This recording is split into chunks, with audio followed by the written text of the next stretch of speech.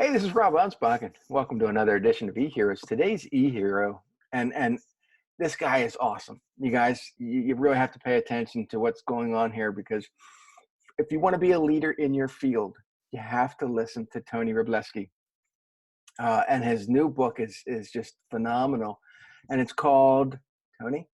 Yes, it's Trailblazers, leadership lessons from 12 Trailblazers who beat the odds and influence millions. How's that for a short title? That is a short title.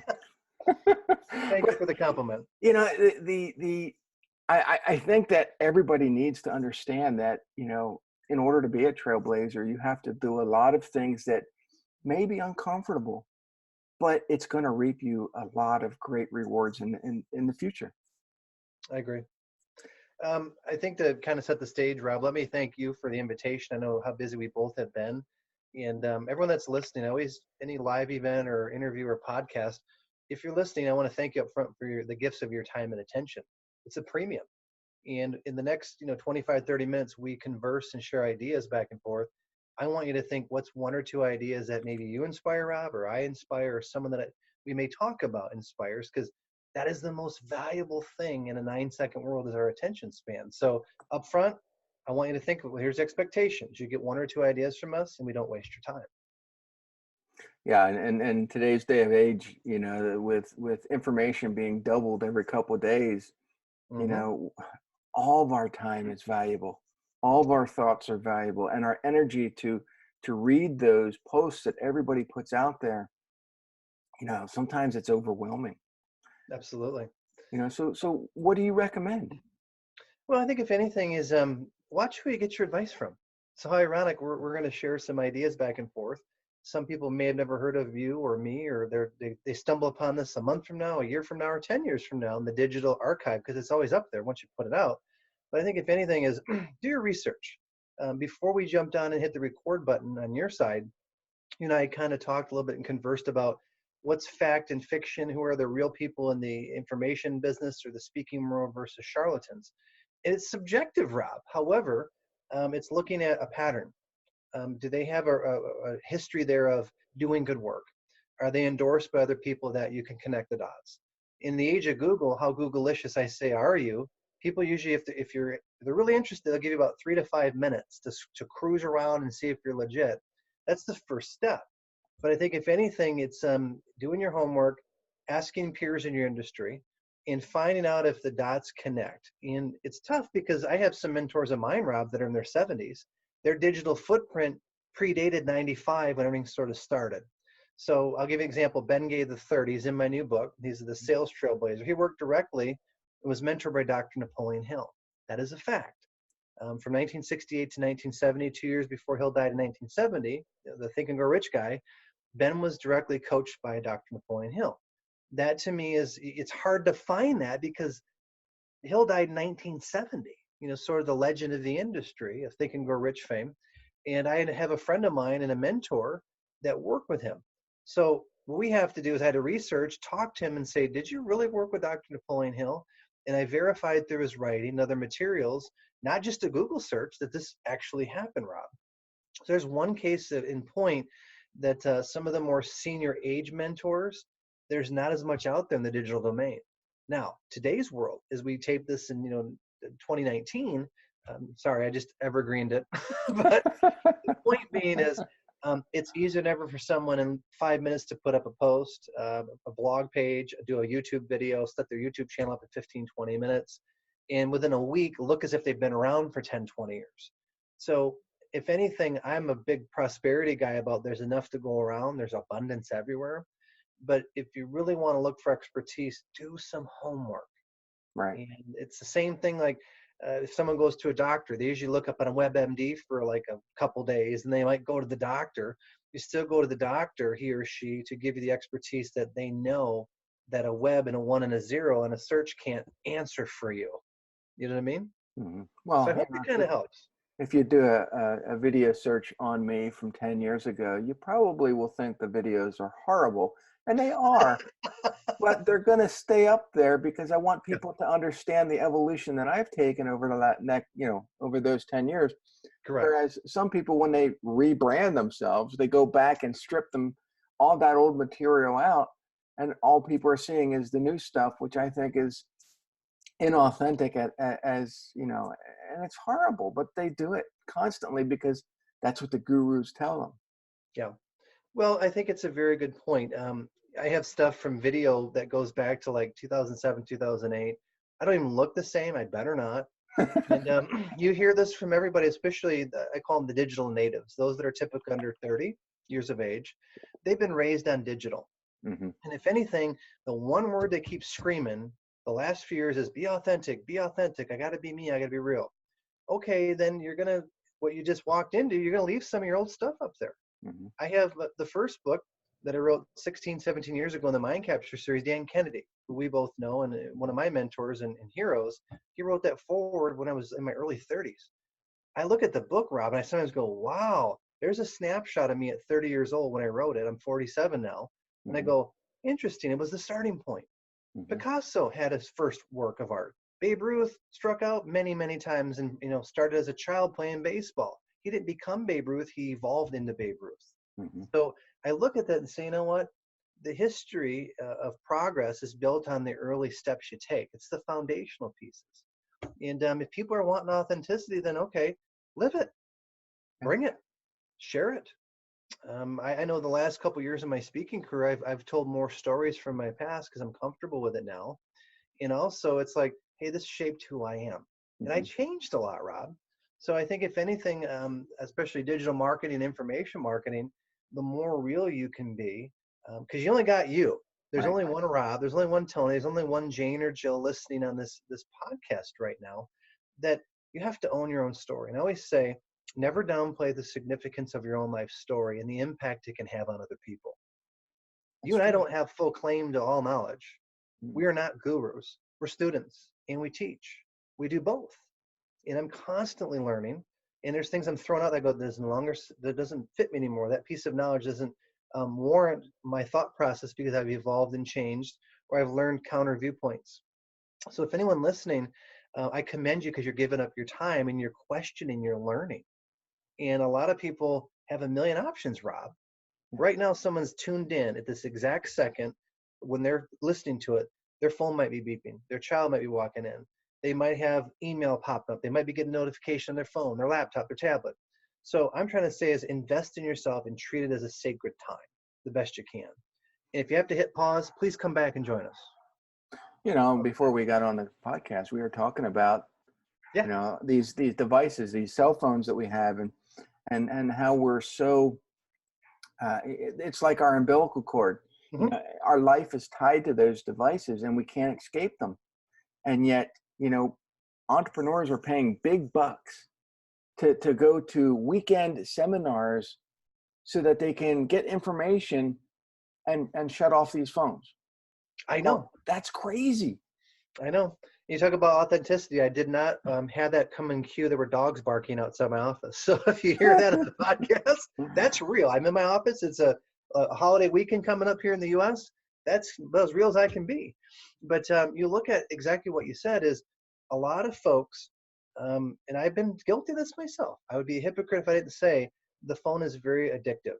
I call it digital crack. Okay. Mhm. It's been known, there's been Facebook executives have come out, Instagram, Twitter have said they don't even go on it. They Mhm. know it's by design to capture you and hold you and keep you on as long as they can on their platform. So what do we do in spite of it?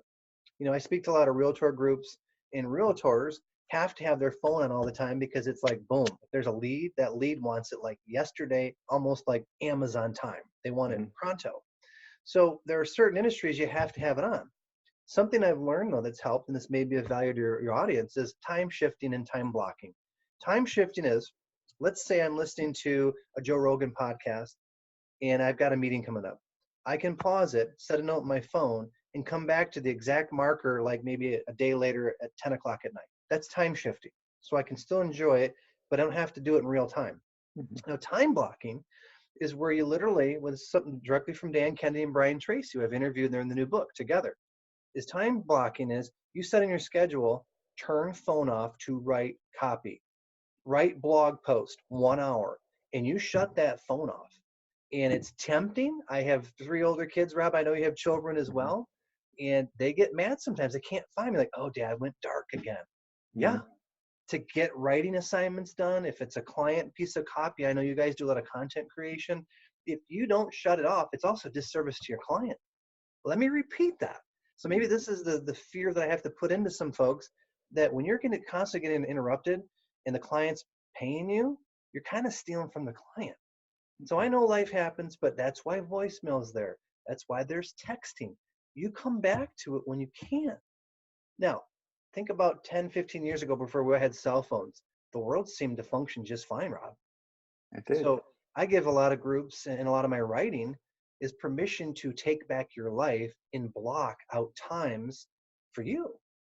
Otherwise, if you don't, you'll just keep going and going and going and going and going. You're like, why am I so tired? Because you didn't stop and focus on you. So I hope that helps. It does. I mean, I'm a prisoner to my own phone sometimes, and I have taken Dan Kennedy's advice multiple times. Shut the thing off, or turn the ringer off. Don't answer it. But then I find myself, if I'm out at a restaurant or I'm doing this, looking at the darn thing again. I'm like, really? I think it's going to be the biggest challenge of our time, and this is going to sound self-serving. I'm going to say it. The core work of what I started 16, 17 years ago was the attention problem. I worked in advertising sales for a few years. I worked in telecom, two industries that are brutally competitive, Rob, and no one wanted to talk to you.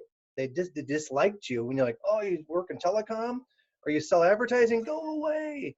So studying Dan Kennedy and Jay Abraham and some other teachers, I was implementing their type of marketing into two hated industries. And I found it worked because it was not what everyone in the industry norms was doing. And interesting when you look at the attention problem. Dan Kennedy, again, I can't go a day without saying, well, Dan taught me this, Dan taught me that. He had that much impact on me. We became friends and peers. He's interviewed me 3 times, and every interview he talks about, what do you mean by mind capture? I didn't know 17, 18 years ago, Rob, that the attention problem would get 10 times worse. I didn't foresee the mobile phone becoming almost AI or an extension of who we are as business people, and really everyone for that matter, where now that dopamine hit, which is clinically known from Mhm. social media, to addiction, which is very real in a lot of different, substances, psychological and now digital addiction, it would make attention 1,000 times more difficult. Sally Hogshead is in the new book. She wrote How to Fascinate, How the World Sees You. Dan has brought her in her events. She's a brilliant expert on advertising and the attention problem. She says we have about a 9-second attention span. And I think on some days that's a gift. We're Yeah. used to scrolling down the feed. That's split seconds. Because when you're looking at a news feed or you're looking at Twitter or your Instagram, your mind is so trained to sort fast and disarm advertising as quick as you can, that 9 seconds to me is like an eternity with some media. So The how do statistic we says that. continue to stay relevant, Rob? I know. That's the challenge. And But it goes back to what you said. People go to retreats to retreat from the noise. yeah, We can't be, Luddites and get rid of technology. We're far beyond that point. It also helps us attract people. But then once you get them, you have to say, all right, they're shiny just like you and I, but we get paid for discipline and time management. Let me repeat those things.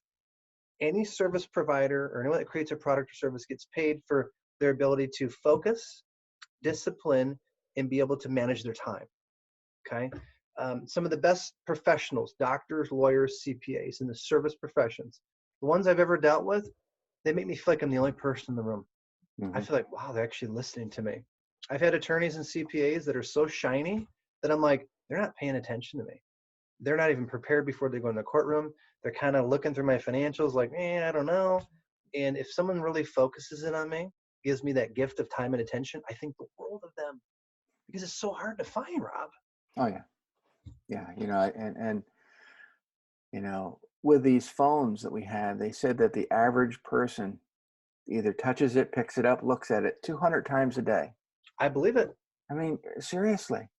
And I'm like, no wonder my pants pockets continuously have holes in them. I'm putting my phone in and out. Yeah. This is ridiculous. And so I look at the industry and I'm thinking, what's the next 5 years going to do? Because we are so addicted to this stuff that how can an entrepreneur become a trailblazer if he's tied to this device and can't function without it? If I could answer that question, we'd be doing this interview from Jamaica right now. Okay? I don't know what the solution will be. I don't know if there really ever is, because the technology keeps really creeping into our life. Yeah. And if you have children like you and I do, Rob, they expect to communicate with the device. Otherwise they're like, they don't pick up their phone usually. My kids, if they hear this, are going to laugh. I can call them. I'll try to leave a voicemail. If they even check it, they'll text me right when I hang the phone up and go, "What do you need?" If it's something important, they'll actually call me back. I'm like, "Hey, what's up?" Like, "Well, we just thought you could text us." Yeah. So I don't judge them for that. They're raised on that. That's how they communicate with their peer groups. Okay. They're digital natives. And I just look at it and go, okay, at some point, is there going to be a wall we hit where we say, you know what? Let's take a day off. There's a great movie Steven Spielberg did a couple years ago called Ready Player One. Mm-hmm. And I don't know if people Good have movie. seen it. At the end, my hair is standing up. I almost applauded the theater. I won't want to ruin the movie, but let's say the hero in the movie wins. And the hero in the movie does something unique where he says 2 days out of the week, phones are turned off. They're off the internet. And I thought, how controversial Spielberg must have been in the script writing to address a major communication problem of too much overload. And we're speeding up, speeding up, speeding up. That he basically, at the end, the hero says, all right, I see how dangerous and addictive this stuff is. So we're going to have 2 days where you can't go on the internet. And I thought, wow, what an interesting way to look at a societal trend to buck the trend, because our brains cannot keep up anymore, Rob. Mm-hmm. And I know our kids are raised on it. I see my daughter's going to have 2 computers going and working phones and fixing my phone if it breaks. But at some point we're going to say, "Uncle, stop, tap out. I'm tired." Yeah. And it's always refreshing. That's why I think a lot of people go to the retreats. They go to live events. They take a 2-week sabbatical and they go out in nature where they say, my phone doesn't work here anyway. And they're like, "Yay, my phone doesn't work." Yeah. So it's, again, how do you manage it? The study of time. How do you look at your calendar? How do you look at your goals? How do you monitor each day and say, you know what? I really got sucked in today. Rob, I have days, and I study this and I teach it, where my day just went total reaction mode. Mm-hmm. It went to the hospital. This happened yesterday. My son, I get a call from his teacher. I'm on a call. He's in ER. Got to go to ER. He's okay. Thank God.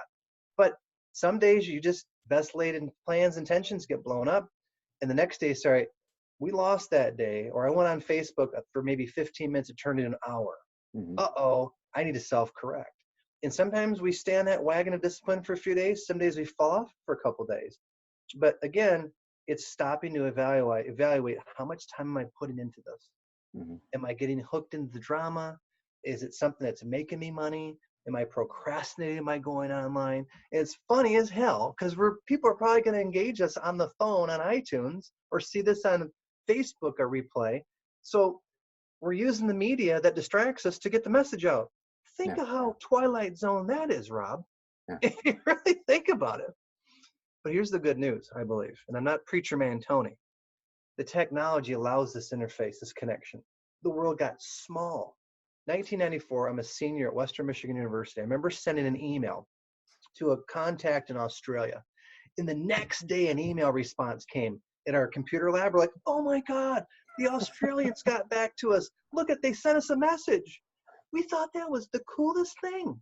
It was 25 years ago. God, I feel old. And now you can do a video in real time to somebody in Australia, or someone sitting on the top of Mount Kilimanjaro, probably, because they probably got a tower up there, I'm sure. "Hey, I'm on the top of a mountain. It's 3 continents away." And you go, what an interesting time that we live in, Rob. Yeah.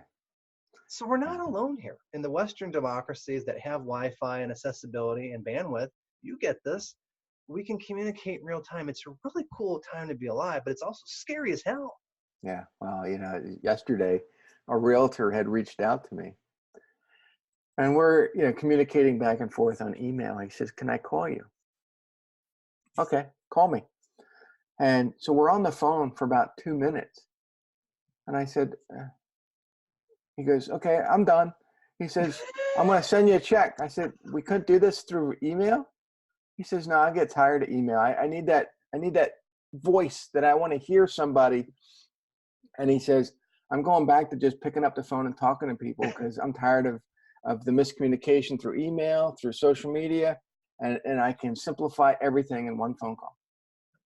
Wow. And Rob, I want to interject. Thank you for sharing that. My gut says he wants to make sure you're real, like you're a real human. Like, oh my gosh, And okay, I can feel comfortable sending you money or a credit card or a PayPal Yeah. because you're legit. Like 2 or 3 minutes, all right, you're human. This is odd. This is another Dan Kennedy technique that I learned years ago. Sometimes if it's important, you get on the plane and you go to the event to meet people face to face. You get on the plane, even if you pay for it. I've done this several times in my career. I've gone to Denver, I've gone to Seattle, I've gone to DC to present and get in front of somebody, and I pay the entire ticket just to get half-hour FaceTime. I did this a couple years ago with a big client that came on. I met with their 2 vice presidents. They gave me 90 minutes. That was like an eternity. I'm like, wow, you're going to give me 90 minutes? We only got interrupted 3 times. But a couple months later, I ended up getting a big training deal. But I had to pay probably $1,000 between the tickets and the hotel, and I'm not counting my time away from the office to prep it, the opportunity cost, to get face-to-face. Wow. Okay? Time is so much at a premium. The highest level possible business deal you can connect with is a face-to-face, or even right now, a Zoom call. Okay, we can see, we can read emotion, body language, modality, speed of voice, variation, dress, and yes, we all judge each other. I'm sorry, we're told in the good books not to do it, but people want to know if you're really real, that you're not Rob sitting in the Philippines that's 10 years old and has a little, gas light next to his computer, and you're not legit. No, I'm not anti-kids, I'm not anti-Philippines, but there's so much choice and so many charlatans that people want to know, are you real, Rob? That's probably why he did that phone call. So Yeah, pretty cool and it took me by surprise, but it doesn't really surprise me now that we're talking about it, because he's, he wants to check out if you're real, and I think more and more people are starting to do that. Yeah. They want to verify if you actually are the person that they're speaking to. And if you see this on the Zoom, if on podcast and iTunes, you can't physically see it, but right now, Rob and I have no filters on our images. We are live middle-aged men in the middle of America, Pennsylvania representing Michigan here, that this is real. Scruffy beard, and my artwork from my half-packed up office. That's how life is played. And I think but I make Instagram, 50 look good. I know, we both do, man. I still got most of my hair. Thank you, Lord. You got a good set of hair, Rob. So anyway. Yeah, my brothers aren't so fortunate. I look at it and go, what point is there going to be this such saturation and noise that people just say, reset, stop. Yeah. Or what? Just give me the real, like you, like on stage with your button undone. Right. Versus me having, like everything looking Photoshop, which I don't. But it's tempting with Instagram and Snapchat. Yeah, it's. Instagram has become instant fake lately, and I just tell me how you really feel. It's just horrible. It's everything is I don't want to go into it, but it's like I just opened up a magazine and everything's polished. I don't want polished. I want the real you. That's a quotable right there, Rob. I don't know what minute marker we're at, maybe 29, 30 in. I would make that into something that you could do a session off that. I want the real you, not the polished you. So let's talk about the real you. How do people get a hold of the real you?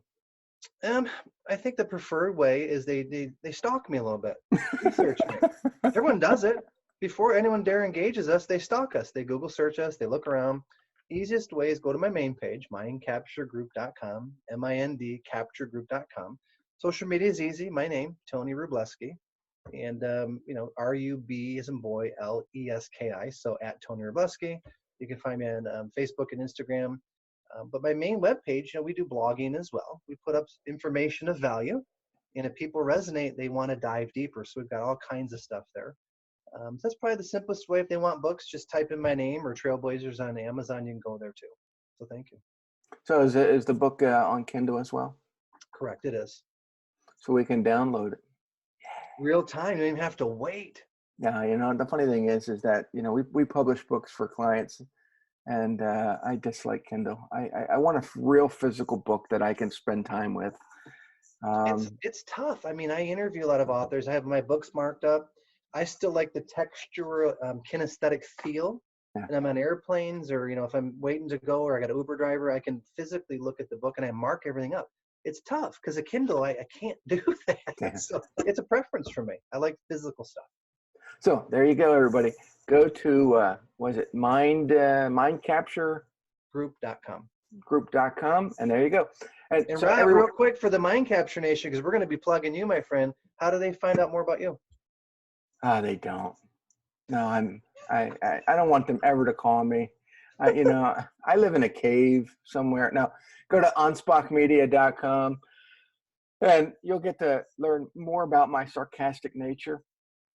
Hey, be you, because the world needs you. We That's need right. you to keep being Rob. That's a good thing. I've published 23 books in the last 6 years. The last one is called Rob versus the Scammers, where I take on those Visa, MasterCard callers. And it is, when I started laying it out, people are like, oh, this is funny stuff, and they just like my sarcastic humor, because I would keep these scammers on the phone constantly, and we would just, I would play with them. The Kind of like, consumer fights back. oh yeah, so there's probably about 40 or 50 conversations in there with me, playing along with these people. But then I also have tips and strategies where people can avoid getting ripped off by these people. But some of the I other love books it. I've written for businesses, that focus on social media and copywriting and podcasting and lessons for entrepreneurs. And so you can go to Amazon. But this wasn't about me. It was about you, and I want people to go to you. So mindcapturegroup.com. Thank you. And we'll see you guys on the next episode. Take care, Adios. Rob.